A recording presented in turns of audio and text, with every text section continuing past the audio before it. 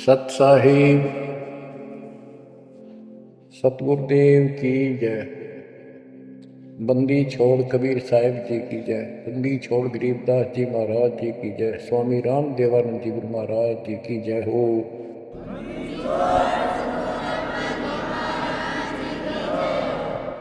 सर्व संतों की जय, सर्वभक्तों की जय, धर्मी पुरुषों की जय। श्री काशी धाम की जय, श्री सुडानी धाम की जय, श्री क्रोथा धाम की जय, श्री बरवाड़ा धाम की जय। सत्साही गरीब नमो नमो सत्य पुरुष को नमस्कार गुरु की नहीं। सुर नर मुनिजन साधु संतों सर्वस दीन। सतगुरु साहिब संत सब दंडवोतम प्रणाम। आगे पीछे मध्य हुए किनको पूर्व।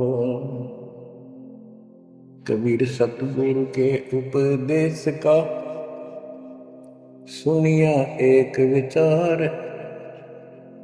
जय सतगुरु मिलते नहीं जाते नरक द्वार। नरक द्वार में दूत सब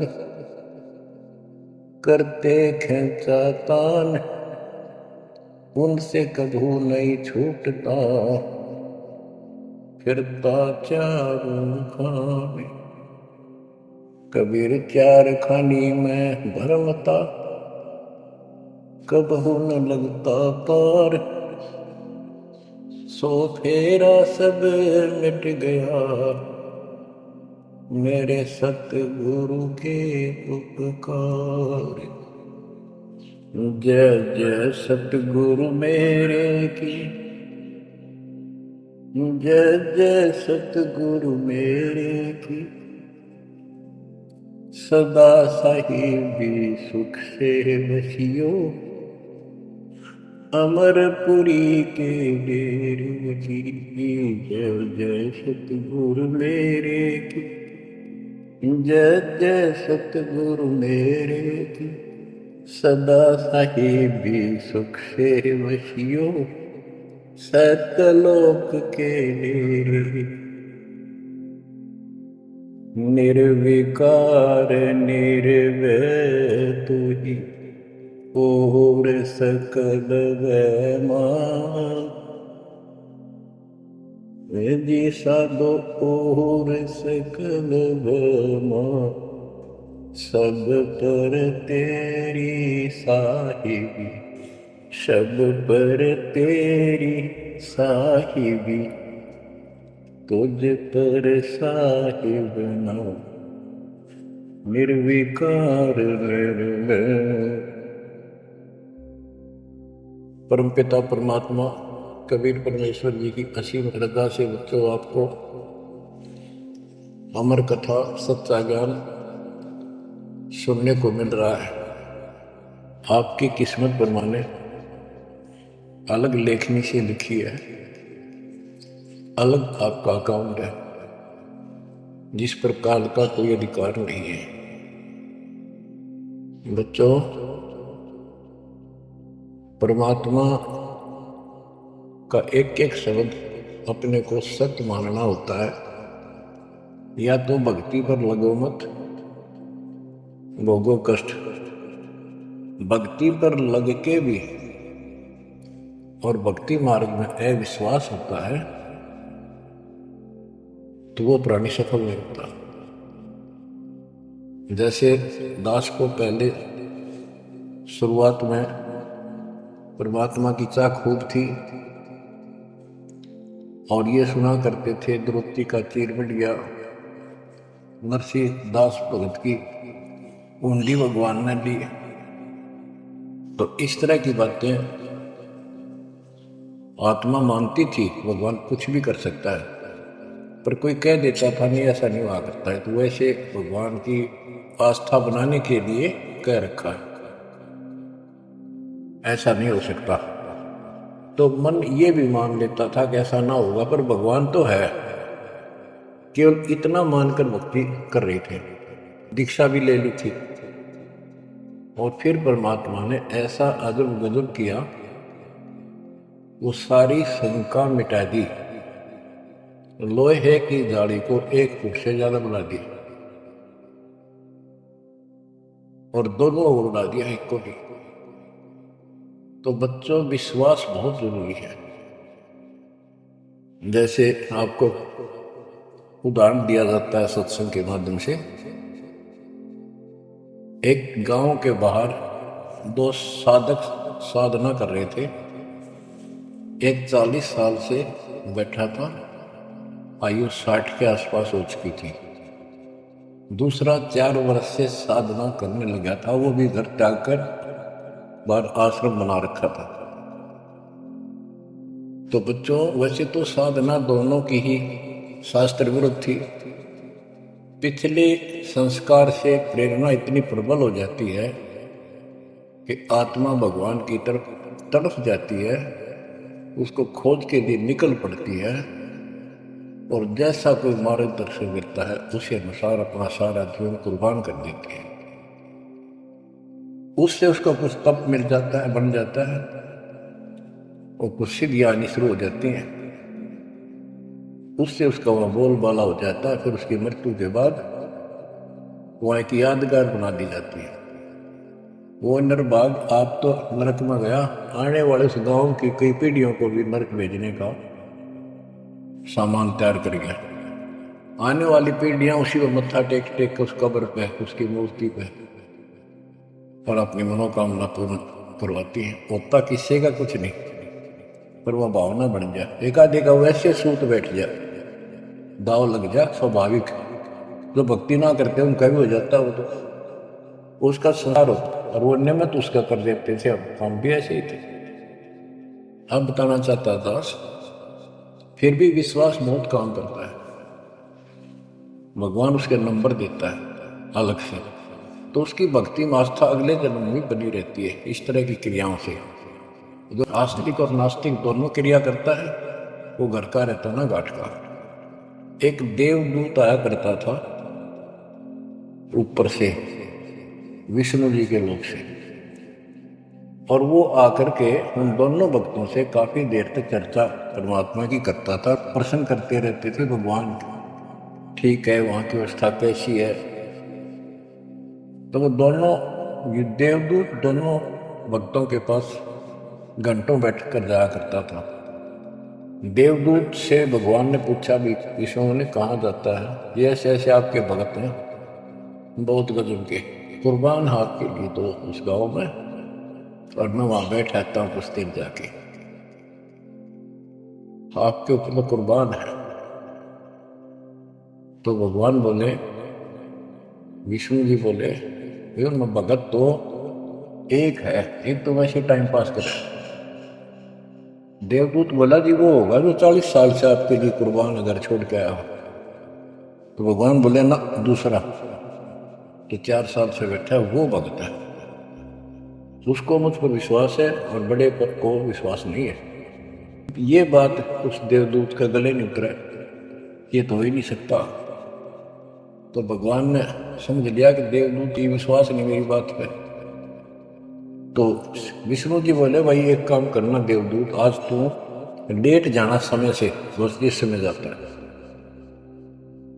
और फिर वो पूछेंगे कारण लेट होने का, उनको फिर ऐसे बताना कि आज भगवान ने समय दे रखा था कि दोपहर को सुई की नोक में से, जिसमें धागा डाल, सुई के नाके में के सुराख में हाथी निकाल लेगा भगवान, और कहना कि मैं उसको देखने के लिए रुक गया। और भगवान ने हाथी उसे सुई के नाके में के निकाल दिया। वो इसी तरह किया। देवदूत पहले उसके पास गया, बड़े के पास, क्योंकि उसको भ्रम था। तो विष्णु जी ने कहा था, फिर ये देखना वो कौन क्या प्रक्रिया करता है, तुझे स्वयं फैसला हो जाएगा भगत कौन है। देवदूत उस बड़े के पास गया, उसने भी ये जाते कारण पूछा कि क्या बात देवता से लेट हो गए, आपकी बहुत इंतजार थी और आपके साथ बैठकर भगवान की चर्चा करते थे, अच्छा समय व्यतीत होता था। क्या बात होगी, क्या कारण हो गया, लेट हो गया आप आज? देवदूत ने वही बताया कि आज दोपहर को भगवान ने एक लीला करनी थी, वो देख कर आया। तो भगत बोला क्या लीला की? कि कमाल कर दिया भाई, हद कर दी। भगवान ने एक हाथी को सुई के नक्के में निकाल दिया।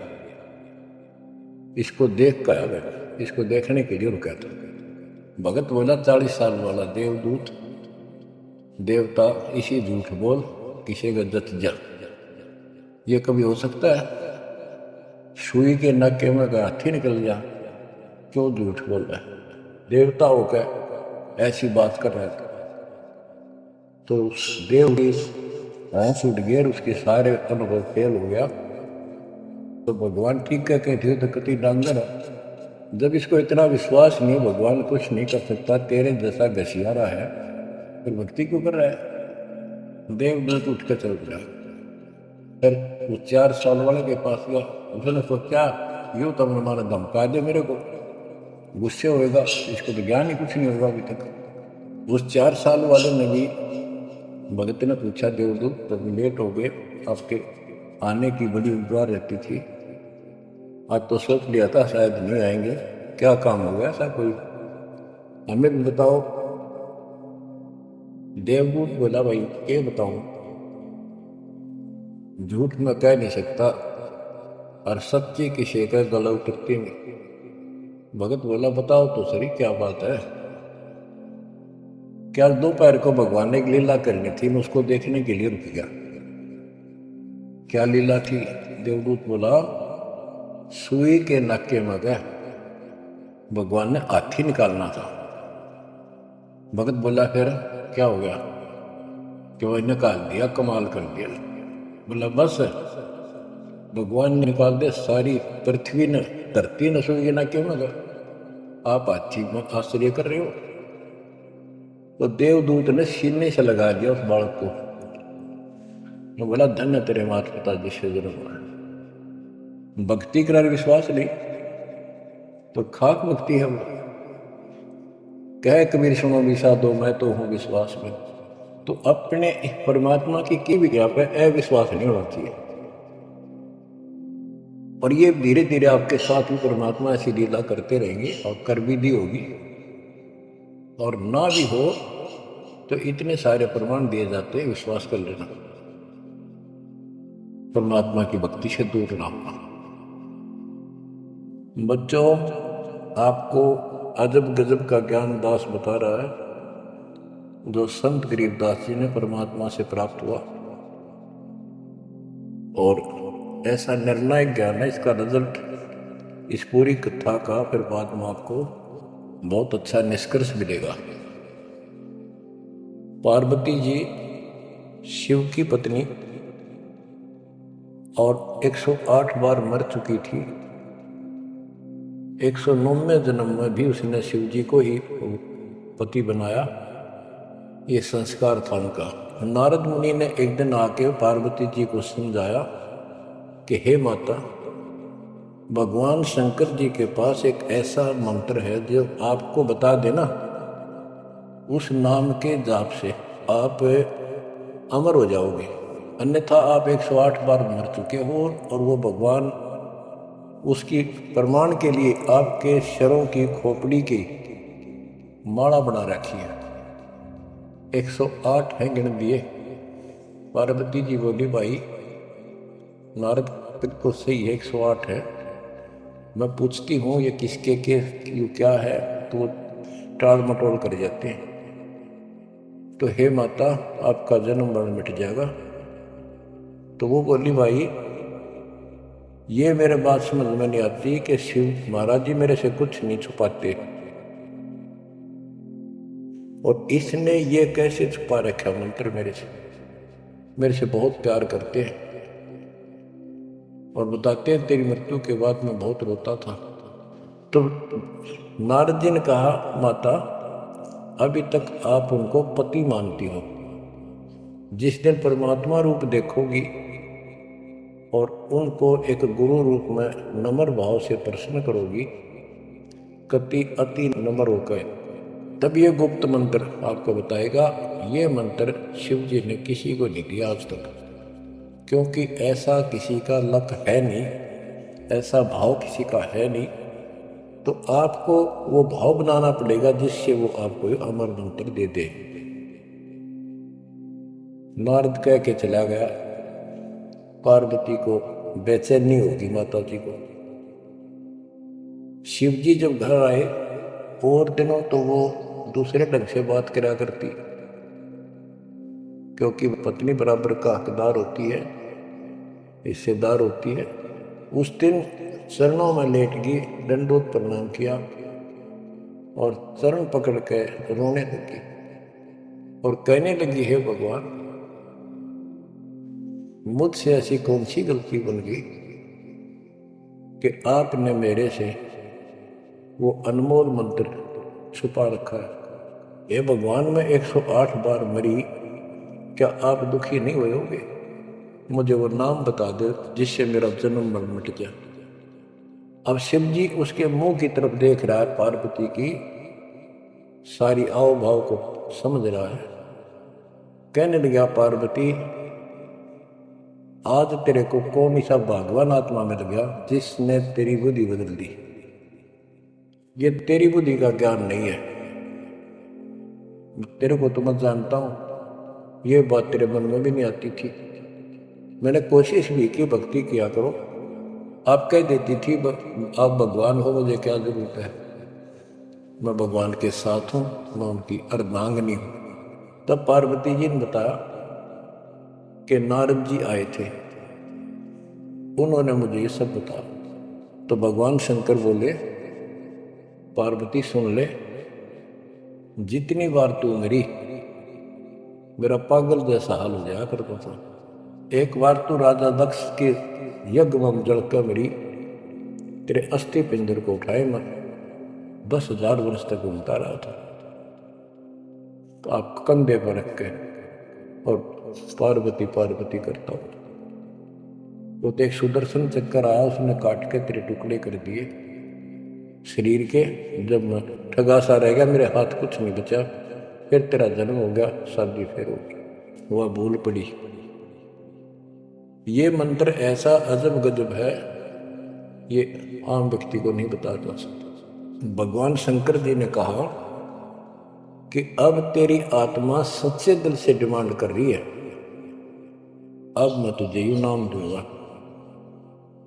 गरीबदास जी बताते हैं कि जैसे सीप एक जानवर होता है, शंखला सा जैसे एक शंख होते हैं, इस टाइप के मजबूत शरीर का, और उसको सीप बोलते, सीप। वह सीप जो है गर्मी हो जाती है जब उसको अंदर पानी की डिमांड होती है, मोती बनाने के लिए उसमें प्रेरणा होती है, जैसे पशु में गर्भ धारने की होती है। उस समय सीप समुद्र के ऊपर आ जाती है, ऊपर बादल गरज रहे होते हैं, यदि उसका मुख खुला हो और बारिश की एक बूंद भी उसके मुख में चली जा तो उससे मोती बनना शुरू हो जाता है। उस बूंद को लेकर शिप वापस समुद्र में गोता लगा जाती है, उसमें मोती बन जाता है।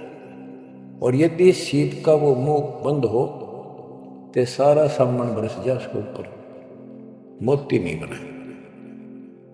तो पार्वती को समझाया कि अब तेरी सीप का आत्मा का मुंह खुल चुका है, अब मैं यो नाम दूंगा, असर करेगा।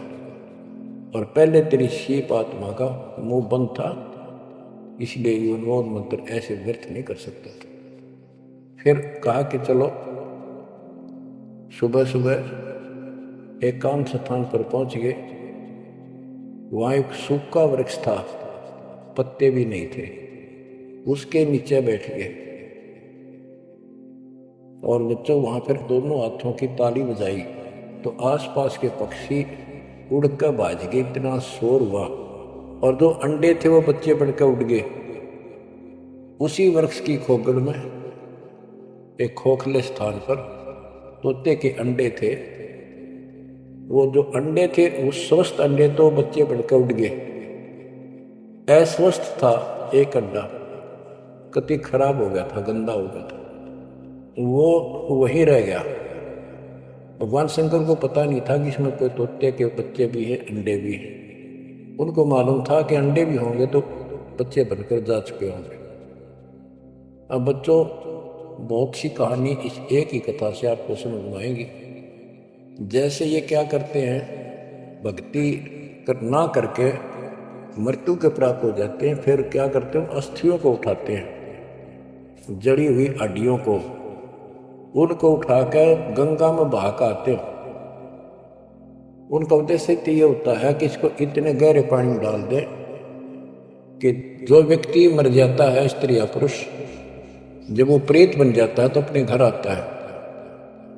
घर में वो अपने बॉडी को खोजता है, फिर वो जाता है शमशान घाट पे। उसको एहसास होता है कि ये ताज़ा ताज़ा जो फूके गए हैं ये तेरी हड्डी है। उन हड्डियों को अपनी मानकर उनका चिपक जाता है भूत, और फिर कभी घर और कभी उन हड्डियों के पास वहाँ चक्कर काटता रहता है और परिवार वालों को तंग करता है।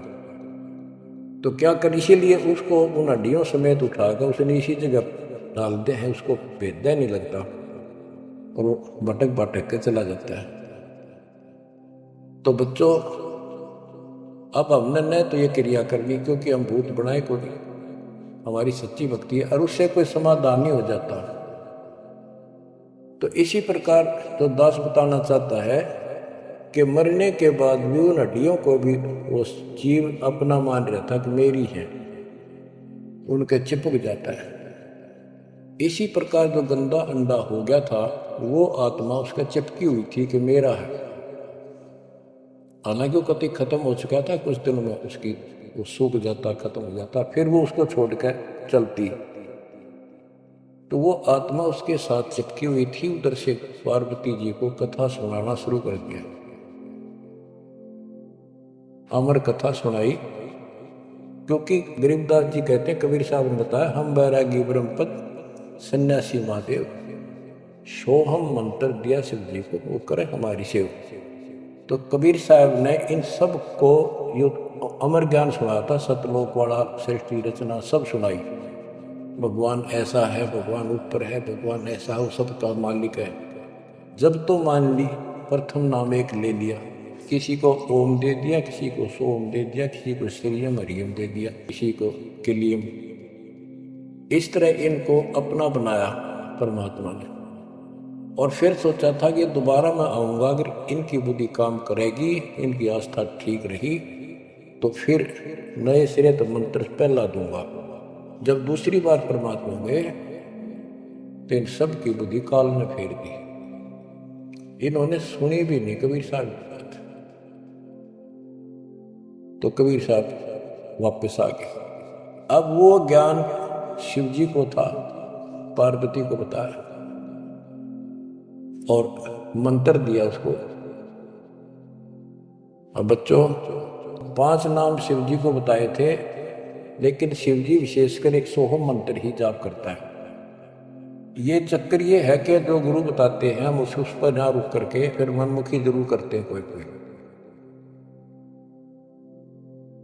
और परमात्मा जी ने, कबीर साहब ने शिव जी को सब कमलों का भेद बताया था। ये योगी था, इससे तो एक कमल भी नहीं सुलझा था, एक भी, और अभी तक नहीं सुलझा है, लेकिन ज्ञान सारा बता दिया था।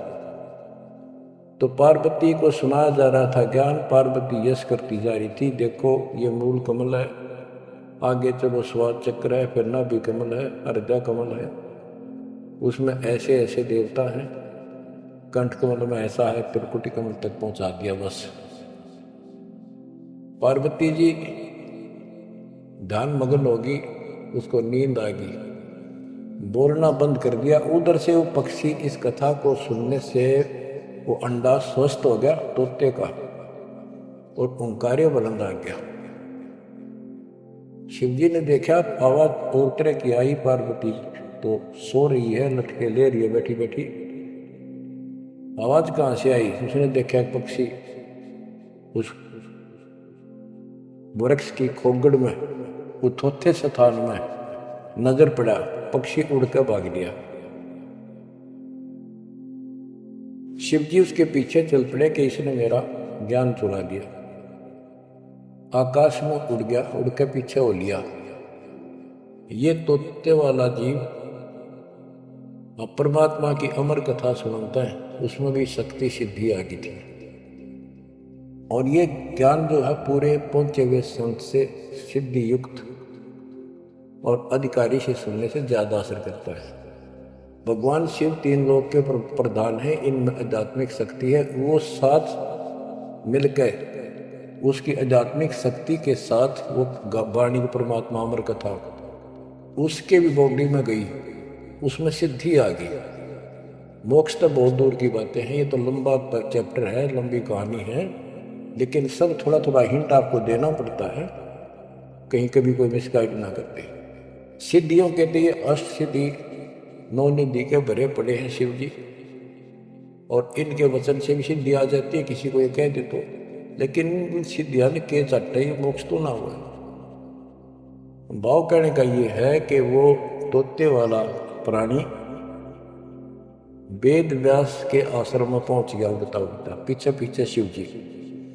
वहां शरीर छोड़ गए और व्यास की पत्नी ने जमाई ली थी, उसके द्वारा सांस के द्वारा सूक्ष्म जीव अंदर चला गया।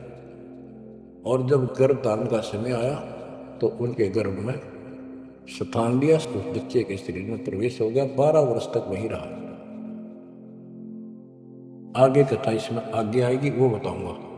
अब ये वाणी सुनाऊंगा जो आसानी से आपके समझ में आएगी। मोक्ष मुक्ति का लख्यान बेवा, ब्रह्म में पुत्र व्यास सुख देवा। सतगुरु मेरा महादेव बंका, 84 की मिटी निशंका। के महादेव जैसे भी उनको मिले, फिर भी 84 लाख योनियों का चक्कर उसका मिटा नहीं। 78 जन्म गौरी भरमाई, शिव को रुनमाला गुलाई। अर्ध शरीरी देवी गौरा, जिनका थीर बयानी गौरा। 108 जन्म पार्वती जन्मती मरती रही, और शिव जी ने उसके सिर की माला, सिर के रुंड खोपड़ियां माला बनाकर गले में डाल रखी थी। अर्ध शरीरी देवी गौरा, जिनका थीर भयानी गौरा। अर्धंगनी थी शिव की पार्वती, और उसका भी मोक्ष नहीं हुआ। नारद मुनि उपदेश बखाना, गिरजा सुनो मोक्ष पद गया। सुन हे देवी गौरा माई, 68 तीर्थ पर भी नाई। पिंड प्रदान किए का बारा, खुला नहीं मुक्ति का द्वारा। जब पिंड प्रदान कहते हैं ना, पिंड प्रदान करने से भूत जुनी जा छूटे थे। पिंड प्रदान करंत, गरीबदास जिंदा कह नहीं मिला भगवंत। जैसे पार्वती भूत पड़ गई, पिंड प्रदान कर दिए, भूत जुनी छूट गई, और फिर पता नहीं किस दुनिया में चला जाता प्राणी। इसके संस्कार अच्छे थे, ये फिर मनुष्य जीवन, लड़की का जन्म हुआ, शिव जी के ब्याही गई। ये पिछले जन्म जन्मांतर की शक्ति भक्ति के कारण मनुष्य जीवन ज्यादा भी हो सकते हैं, लेकिन मोक्ष ना होने से फिर 84 लाख योनियों में जाना था। इस पार्वती ने भी आगे भी जाएगी। शिव जी भी मरेगा, पार्वती भी मरेगी, और फिर ये 84 लाख योनियों में जाएंगे। कहते हैं चंद सूरज की आयु लग, जो जीव का रह शरीर। सतगुरु से बेटा नहीं तो अंत कीर का कीर। अगर चांद सूरज की आयु तक भी जीव का शरीर रहे और पूरा सतगुरु मिला, नहीं तो अंत में कीड़े मकोड़े बनेगा। अब नारद जी बता रहे पार्वती जी को, सुन हे देवी गौराबाई, 68 तीर्थ पर भी नाई। पिंड प्रदान किए के बारा, खुला नहीं मुक्ति का द्वार। सारे कर्म कांड कर लिए तेरे मृत्यु के बाद, तेरा फिर भी मोक्ष नहीं हुआ, फिर जन्म हुआ। रुंडमाला शिव के गले माही, सो देवी तुम जानो माही। ग्रीव रुंडमाला शिव के गले, गिरजा के सब शीश। भक्ति दुराई देव को ना परसा जगदीश। तुमरा देवी रूप विशाला, शिव तो पैर रहे रुंडमाला, भौतक पर लहो हो जाई, लंबी उम्र शिव कलिमाई। दीर्घायु शिव है अनुरागी, तुम देवी गौरी दिल त्यागी। मूल मंत्र ने नाम सुनाया, ताते कल्प हुए तेरी काया। महादेव देवनपति देवा, जाकी करी ने गौरी सेवा। कर बंधन कर शीश नवाओ, तन मन अर्पो शीश चढ़ाओ। शिव है मोक्ष मुक्ति के दाता, तो से भेद कहूं गौरी माता। चरण गहो चिंतामणि केरा, ताते प्राण अभय हो तेरा। कमल रूप देवी दिल कीन्या, नारद मुनि उपदेश चीन्या। जब आए शिव मंदिर अवधूता, देवी चरण लिए सतरूपा। अब कहते नारद के कहने से पार्वती जी ने, गौरी देवी ने कतिक पाक साफ दिल कर लिया, कमल की तरह। कमल के ऊपर कोई मैल नहीं होता, ना कोई धूल टिकती है, ना जल टिकता है, ना कोई कीचड़ टिकता है। तो ऐसा साफ दिल किया। और जब शिवजी घर पर आए, उनके चरणों में चरण लिए सतरूपा। सच्चे भाव से चरण लिए। चरण पकड़ रोवत है बाला, मोरे शीश किए रूपमाला। मोसे भक्ति दुराई देवा, न जाने नी तुम्हारी सेवा। मोसे भक्ति दुराई स्वामी, हमसे भेद कहो निज दामी। मैं अबला हूं बाला बोली, पार निभाओ हमारी डोली। कति चरण पकड़ के कहने लगी, मैं तो बोली सी लड़की हूं और मेरा बेड़ा पार करो। बच्चों, ये सारी कहानी आपको मौखिक सुना दी। इन वाणियों में सारा इसी का निष्कर्ष है। अब क्या बताते हैं? गृह मूल मंत्र महबूब का ई सुनाओ मोही। पार्वती जी कहती है शिव जी को कि उस परमात्मा का समर्थ शक्ति का जो मूल मंत्र है वो मुझे बता दो। अब इन मूल मंत्र का पता नहीं, जिस भी नाम को ये गुप्त रखते हैं, जो विशेष नाम इनके पास है, उसी को मूल मंत्र मान रहे थे। गिरी मूल मंत्र महबूब का ए सुनाओ मोही, युगन युगन के पातक कटे छूटे चंद्र द्रोही। पूर्व जन्म की कथा सुनाओ, मूल मंत्र हमें शिव गोराओ। भूल रही भवसागर हमी, मोक्ष मुक्ति के दाता तुम ही। शिव बोले सुन देवी बाता, को उपदेशी मिला विदाता। ये तो ना ही ज्ञान तुम्हारा, हम सो भेद कहो परवारा। कि आज जैसे तू बोल रही है कि तेरी बुद्धि की बात नहीं, तुझे कौन ऐसा भगवान आत्मा मिल गया जिसने तेरा मन फेर दिया। गिरजा कैसवो शिव स्वामी, तारण तन आदि घरनामी। नारद मुनि उपदेश समोदम, दीना ज्ञान ध्यान परमोदम। शिव समर्थ बोले हैं जब ही, गौरी ज्ञान सुनाया तुम्हें। कोटि कल्प प्रलय युग बीती, ज्ञान ध्यान सब ही परचिति। तुमरा मन नारद मुनि फेरा, सुनो ज्ञान तुम गौरी मेरा। बनखंड चलो गौरी दीवानी, पंछी सुने न हमारी बानी। ऐसे स्थान पर चलो पक्षी भी कोई हमारी बात ना सुन सके। जब शिवकर से लाई तारी, उड़ गए पंछी नर और नारी। जहां एक सूखा तरवर ताक्या, वहां पर एक सूखा वृक्ष देखा। शिव को आसन कहाँ वहां रखा, उसके नीचे अपना आसन लगा दिया, पार्वती को साथ बैठा दिया। जहां एक गंदा अंडा तिस्माही, तिस जाने तय समर्थ साई। योग असंख्य कल्प बरमाया, पूर्व जन्म कोई पिछला आया। अब तुम सुनो गौरी मेरा ज्ञाना, आसन मुख कर कोटि साना। आसन पदम लगाओ गौरा, मेर दंड सूदा कर भोगा। गरीब आसन पदम लगाए कर बहुर चुड़ाओ सुन, अनहद नादू बाजे ही जहां लगाओ तुम। और क्या बताते हैं कि उस वृक्ष की खोगड़ में गंदा अंडा पड़ा था, और उस गंदे अंडे वाले जीव के असंख्य जन्म 84 लाख योनियों में हो चुके थे। यहां से उसके भाग जागे, और तो पक्षी बन के उड़ गए, वो पक्षी बन नहीं पाया। और बाद में उड़ा जब उसने सारी कथा उसके ऊपर असर कर गई। जैसे बच्चों बहुत बार बताते हैं, दास आपको बताता है कि ये अमर कथा जो गरीबदास जी की वाणी है या शिव जी वाली अमर कथा से कई हजार लाख गुना ज्यादा शक्तिशाली है, ज्यादा प्रभावी है। अब ये कथा सुनाने का मुझे कोई उद्देश्य नहीं, इसमें से ऐसा निष्कर्ष निकाल लूंगा आप हैरान रह जाओगे। जैसे एक सर्प कांटे का इलाज करता है, अब तो दवाइयां चल गई, पहले गार्डू होते थे, मंत्र बोलकर जहर तार देते थे। जिसको सर्प ने काट लिया वो अचेत हो जाता था, कति बेहोश जैसे मर गया हो, सांस सांस आते थे। और गार्डू क्या करता है, एक मंत्र 5-4 पंक्तियां होती हैं, उसको शुद्ध करता अपने जीवन में 5-4-7-10 साल लगा के, वो वाणी शुद्ध हो जाती है। फिर तो उसको बोलता रहता उसके ऊपर साथ बैठ के उस सर्प जैसे व्यक्ति पर। उस समय वो सर्प जैसा व्यक्ति अचेत होता है, ना वाणी सुन रहा है ना उसको समझ रहा है इसका अर्थ क्या है। तो कुछ समय के बाद वो उस वाणी के प्रभाव से उस शरीर का विष खत्म हो जाता है और वो व्यक्ति जीवित हो जाता, सचेत हो जाता है। इसी प्रकार बच्चों, परमात्मा की अमर कथा जितना जिस तो सक्षम है उसके मुख से जिस सुनी जाती है तो उस सत्र का उसको लाभ अवश्य मिलता है। तो ये गंदा अंडा था, इसके साथ जीव चिपका हुआ था। ये गंदा अंडा ना सुन सके था, ना बोल सके था, ना वो कह क्या रहा है शिव जी वो समझ सके था।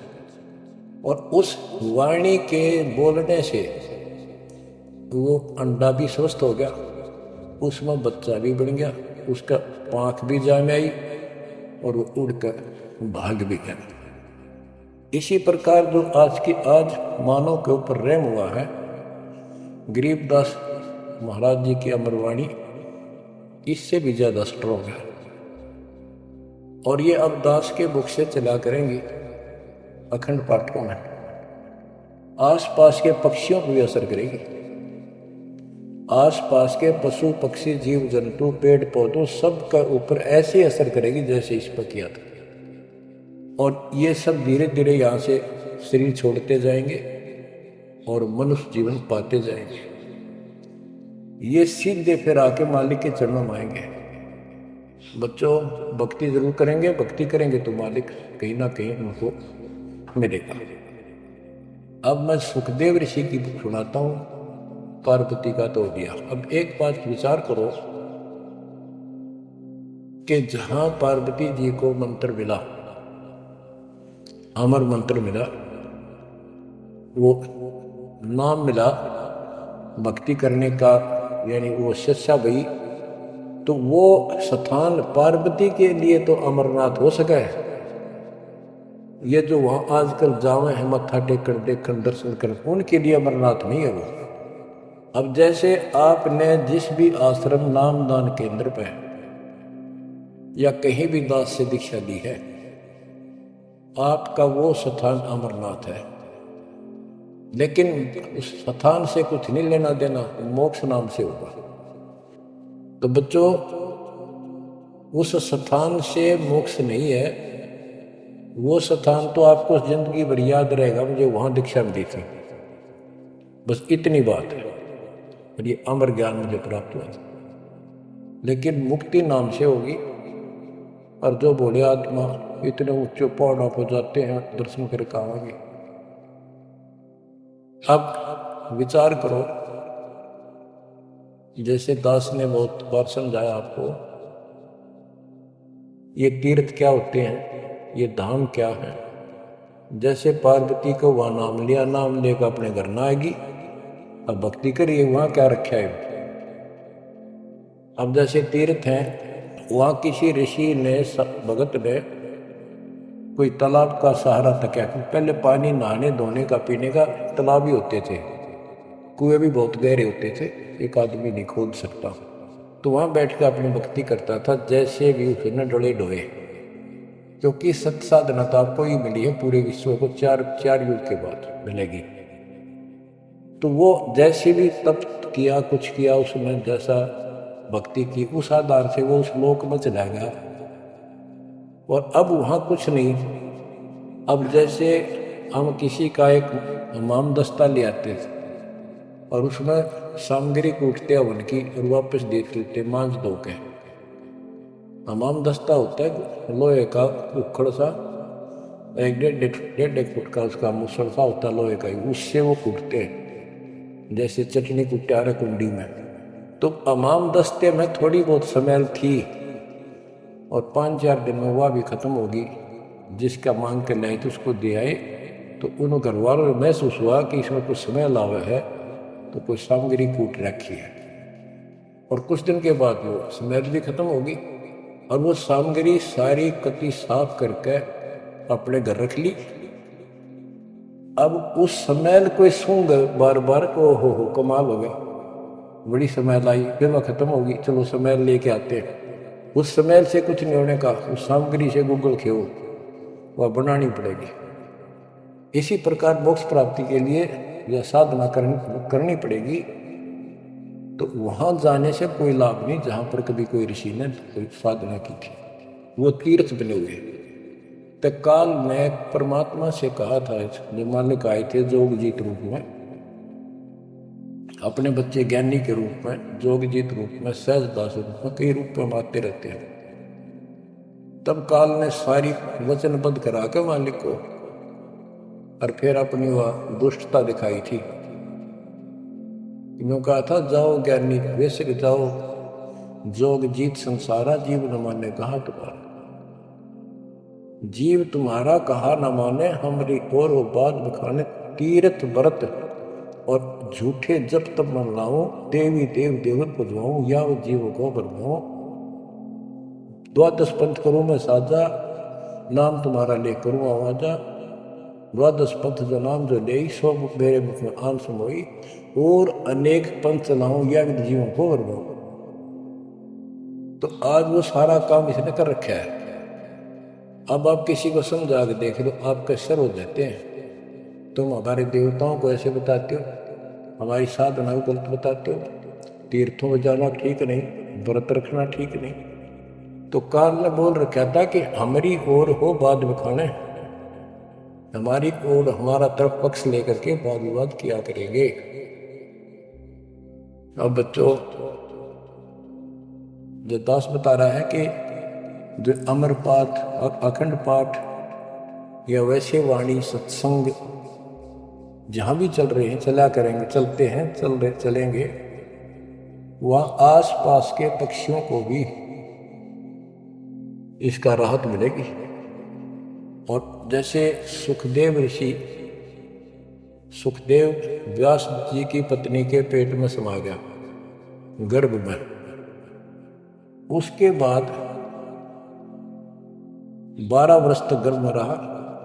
वहां उसको याद रहा कि पिछले जन्म तो असंख्य खो दिए, भक्ति नहीं बड़ी, अब के मानव शरीर प्राप्त हुआ और बाहर जाते भूल पड़ जाती तो जुल्म हो जाता है। उस डर के मारे गर्भ से बाहर लिया। 12 वर्ष बीत गए, ब्रह्मा विष्णु महेश को टेंशन हुई, ये तीनों आ गए। इन्होंने कहा कि सुखदेव बाहर आओ, 12 वर्ष तक गर्भ में ठीक नहीं, हमारी मर्यादा खत्म होती है। 9 महीने भी माताएं गर्भ में बच्चा रखती है, बहुत परेशान हो जाती है, और 12-12 वर्ष रक्षा करेंगी, ये गलत परंपरा मिलती है, आप ऐसा ना करो, बाहर आओ। तो सुखदेव ऋषि ने कहा कि हे परवरदिगारो, हे भगवानो, अब मुझे ज्ञान हो गया, बाहर आती आपकी माया, यह त्रिगुणों में माया हमें अचेत कर देती है, सब बुला देती है, इस माया न रोक दो, फिर मैं बाहर हूं। इन्होंने कहा भाई ज्यादा हम भी नहीं रोक सकते, ये हमारे से भी बहुत ज्यादा प्रबल है, हमारे बस की बात नहीं है, बस कुछ सेकंड के लिए रोक सकते। तब उसने कहा जी कुछ सेकंड के लिए रोक दो।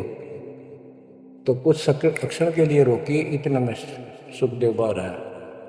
तो उसको भक्ति की प्रेरणा बनी रही, भगवान की याद रही। उसी समय 9 नाथ 84 सिद्ध यानी 93 बच्चे और लड़के पैदा हुए, ऐसा इत्तेफाक था, संस्कार था उनका। उनको भी ये बातें याद रही, उनमें से 9 नाथ बन गए। और 84 सिद्ध कहलाए। उन्होंने भक्ति की प्रेरणा बढ़ गई, बचपन से ही मालिक की याद बनी रही। लेकिन सच्चा सतगुरु ना मिलने से ये भी डले डोए। अब बच्चों ज्ञान पूरा आ चुका है और वो ठीक का समय आ गया है। गुरु पूरा, ज्ञान पूरा, भगवान पूरा। तो अब जो ये वाणी चले हैं और दास के मुख से चला करेगी, ये कत्युत मस्तार देंगे। काल के पता नहीं कितने जुगाड़ को तोड़ेंगी, कितने जीवों का उद्धार बनेगा। मनुष्य का तो कहना ही क्या, डांगर डोर पशु पक्षी कीड़े मकोड़ों को भी सारा मिलेगा इसको। ये इन पुराणों से कथा है, ये आपके सामने सच्चाई किस तरह है। अब तो सुखदेव ऋषि जब बाहर आया,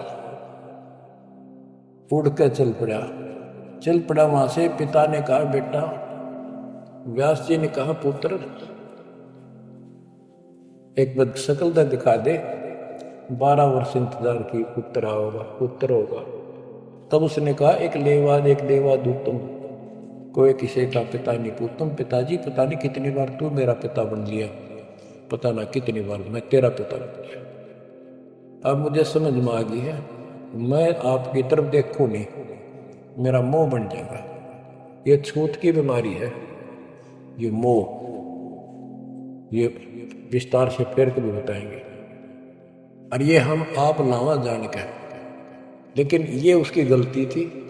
ज्ञान ना होने से इसने इतना ही समझ थी तो वो उस समय गलती कर गया। चलो जो भी इसकी सोच थी उस आधार से ये वहां से चल पड़ा। पिता पीछे पीछे मोह में दूर तक गया, वहां से आकाश में उड़ गया, अंतर्धान हो गया।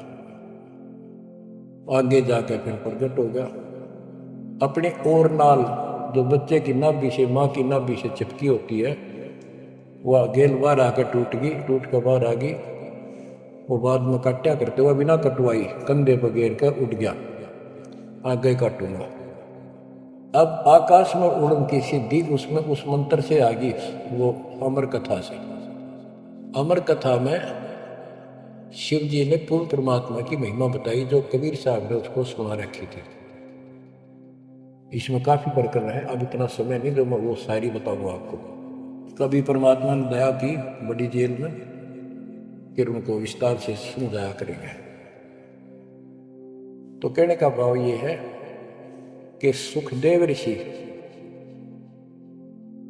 को अभिमान हो गया कि मैं बहुत बड़ा सिद्ध पुरुष हूं, आकाश में उड़ जाता हूं। तो बच्चों स्वर्ग में जाने लग गया, और स्वर्ग के देवता ऋषि महर्षि सब उसको उसकी जो है ना पूरी वो करें, सम्मान करें, उसकी आरती तारे कि बड़ा धन भाग है तेरे, बड़ी सिद्धि प्राप्त कर ली। इन इतना पता सिद्धि आएगा, और जन्म से ही छोटी उम्र में आपको इतना कुछ प्राप्त हो गया, आप तो बड़े पहुंचे हुए हो। तो सब उसकी खूब अच्छी तरह प्यार रखे, महिमा गाऊं। एक दिन उसने स्वर्ग में जाने की इच्छा व्यक्त की, विष्णु जी के लोक में। वहां उसको इसलिए नहीं जाने दिया कि उसका गुरु नहीं था। विष्णु जी तक बात गई।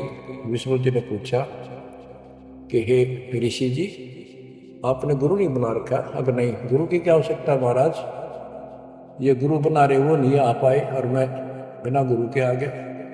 विष्णु भगवान बोले ठीक है, वो अलग बात है, या वही रह सकता जो पहले गुरु बनाओ।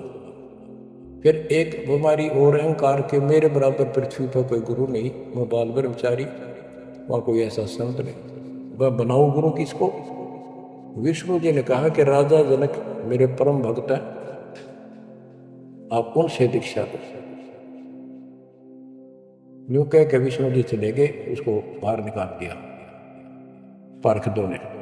वो स्वर्ग में आए, वहां सारी कथा बताई। फिर अन्य स्वर्ग, कोमल स्वर्ग, फिर ऋषियों के पास आए नीचे, उनको बताया तो सब ने कहा कि सुखदेव बहुत बड़ी गलती कर रखी है, गुरु नहीं बनाएगा तो गधा बनेगा। तो पिछले जन्मों में उसको एक दो वो रील सी चल गई कि मैं कभी गधा बना था एक बार, और अंधा हो गया, स्वामी ने छोड़ दिया कुमार ने, और मैं भटकता भटकता इन नाले में फंस गया। मेरा पुड़ी बना ली लोगों ने, आन जान लागे। मैंने कहा नहीं, भटक के भूखा मर के, भूखा होकर तो मरा, प्राण निकले। उस भय से उसको चिंता बनी। फिर अपने पिता के पास वापस आता है। व्यास जी देख के बड़े खुश हुए कि बेटा आ गया। सारी बात पूछी तो सारी अपनी समस्या बताई पिताजी के सामने। पिताजी ऐसे ऐसे बात है, भगवान ने कहा कि राजा जनक को गुरु बनाओ। तो व्यास जी, क्योंकि जितने भी महापुरुष हैं वो एक सुर में बोलते हैं, उनको इतना ज्ञान तो है, गुरु बिन बात नहीं बनती। उसने विशेष ज्ञान तो सुना नहीं था, वो बैटरी चार्ज होगी, उसने उड़ा फिर था, उससे ज्ञान था ही नहीं इसको। तो व्यास जी बोले, रे बेटा मैं तो खुश था, चलो बेटा ना मेरे पास आया, पर यूँ चर्चा तो चल रही है व्यास का बेटा इतना पहुंचा हुआ है, अतने गुरु नहीं बना रखे मेरे तो तुम्हें कमाल कर दिया। तो 2 कोटि का जीव नहीं, कल नहीं ये तेरा प्राण छूट जाएंगे या बैटरी खत्म हो जाएगी और नरक में जाएगा बेटा, गुरु बिन बात पड़ती है। तो आखिर में हार कहने बोला, हे गुरुदेव, हे पिताजी, मैं कैसे गुरु बनाऊं राजा जनक को। राजा जनक गृहस्थी भाई,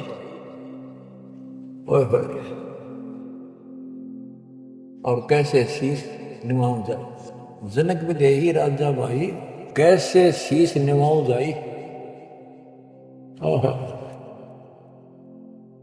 सुखदेव बोले, ज्ञान विवेक का हमने स्त्री का मुख नहीं देखे।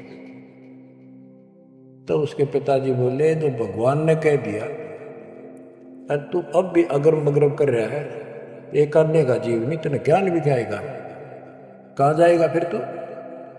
वहां तेरे को बढ़ने नहीं देंगे स्वर्ग के अंदर। जो मरता क्या नहीं करता, राजा जनक के द्वारे गया, वहां चरणों मत्था टेका और अपने कल्याण का मार्ग पूछा। बच्चों, क्योंकि यहाँ समय बहुत कम मिलता है, इससे बहुत सी जानकारी होगी आपको, अजब गजब ज्ञान होगा। क्योंकि अभी तक दास ने आपको केवल प्रमाण दिखाए, सारे ग्रंथ सुन जाए और 1 नंबर का ज्ञान आपके हृदय में जमा दिया कि जो दास कह रहा है वो सारी सच्ची है। अब दास कोड वर्डों में, संकेतों में भी ज्ञान समझाएगा, तो भी आपकी आत्मा गिल्ला कैच करेगी साथ के साथ। गरीब गोता मारू स्वर्ग में, जा बैठो पाताल, गरीब दास ढूंढता करो अपने हीरे मोती लाल। आप वो हीरे मोती लाल हो बच्चों, आप सामान्य आत्मा नहीं हो। जब परमात्मा आपको कैसे रंग रहा है, रंग में कैसे दूध अमृत पिला रहा है आपको घर बैठे, आपको नहीं पता इसका क्या प्रतिफल होगा। बच्चे को माता पिता दूध पिलाते हैं, बढ़िया भोजन खिलाते हैं, उनको पता है कि इसको कितना इसका लाभ मिलेगा। बच्चे को ज्ञान होता है, वो धक्के तो पिलावे, खेलने लग रहा हो, माँ लाओगी बुला के, आजा भाई आजा बेटी, दूध पियावेगी। बस दूध पीता पीता भी इन्होंने सोचा, बच्चा अब छोड़ दे, जल्दी ही डांट ठोकूं, बाहर खेल का। अब वह दूध पिया के फिर छोड़ देती, जा वे खेल है तो बच्चों, ये अमृत दूध है आपकी आत्मा के लिए। अपना काम करो, संसारी काम करो, फिर दिन का जो होमवर्क क्लास वर्क है वो भी करो, तो ज्ञान का जो असर है ये व्यर्थ नहीं जाएगा। आपकी आत्मा को इतनी ताकत दे देगा जिसमें भक्ति बिल्कुल सुदृढ़ हो जाएगी, सुरक्षित रहने लग जाएगी। क्योंकि मन में दोष नहीं रहेगा, कोई गलती करे बनेगी नहीं, तो सब कुछ सुरक्षित रहेगा। आपके मोक्ष के लिए परमात्मा ने कसर नहीं छोड़ रखी, जो भी संभव व्यवस्था है वो सारी कर दी है। बच्चों, तुम भी दया करियो, रहम करियो उस परम पिता पे। और इस दास की उम्र देखो, और दास कहाँ है 9 साल से, ये देखो, और यहाँ से आपके लिए क्या कर दिया उस दाता ने। उस मालिक को देखो ध्यान से। आप बालक नहीं हो, आपकी आत्मा में समझ आ जानी चाहिए कि ये क्या हो रहा है। कुर्बान हो जाओ, संसार की भूल जाओ बातों को। जो ज्ञान हम देते हैं उसके ऊपर समर्पित हो जाओ। तन मन धन सब अर्पिए, भक्ति मुक्ति के काज, जिनके उनमें बंदगी के इंद्र का राज। बच्चों, इंद्रिय कर्म न लग लगार, जो भजन करे नरबुंदरे, गरीब दास जग कीर्ति होगी, जब लग सूरज चंद्रे, जब लग सूरज चंद्रे। बच्चों, आने वाली पीढ़ियां आपको भी याद करा करेंगी जब तक चांद सूरज रहेंगे। आपका नाम रहेगा कि हमारे कौन माता पिता, कौन दादा परदादा दादी इसे अमृत ज्ञान को हमारे कुल में लाए थे। आने वाली पीढ़ियों के उद्धार के लिए तुम जिम्मेवार हो। कुर्बान हो जाओ। परमात्मा आपको मोक्ष दे, सदा सुखी रखे। सत साई।